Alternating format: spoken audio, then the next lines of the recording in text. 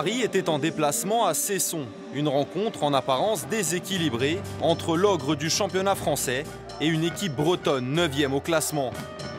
Et ce n'est pas le début de la rencontre qui va contredire les faits. Le PSG est nettement supérieur à son adversaire et peut en plus s'appuyer sur une énorme prestation de son gardien. 14 arrêts au total pour Rodrigo Corrales. Les Parisiens sont solides derrière et efficaces devant.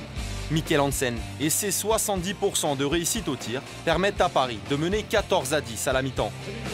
On a essayé de se battre avec nos armes. Première mi-temps, on arrive à tenir un peu. Quelques pertes de balles qui font qu'il passe à +4. Et puis voilà, derrière, petit à petit, une perte de balle, une contre-attaque qui fait que Paris prend petit à petit son avance et finit confortablement à +10.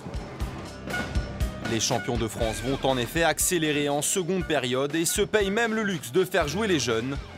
Robin Dourte, 20 ans seulement, inscrit ainsi ses 2 premiers buts en carrière.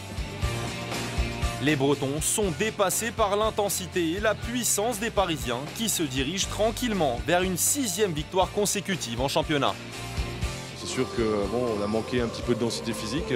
Ça s'est surtout ressenti sur la fin, bien évidemment, et en deuxième mi-temps, dans le dernier quart d'heure, où là, quand on fait 20 kilos de plus que les autres, bien évidemment, c'est plus compliqué. Paris s'impose avec 10 buts d'avance et termine le match avec seulement 19 réalisations concédées, son plus petit total cette saison. Une prestation collective idéale avant les grandes échéances européennes à venir. Je pense qu'on doit se concentrer sur les prochains matchs. On va jouer la Ligue des Champions, on doit jouer beaucoup de matchs et je ne peux pas penser ce qui se passera après. Les Parisiens sont toujours invaincus cette saison en D1. Ils rejoignent provisoirement Chambéry en tête du classement avant le match de ce soir.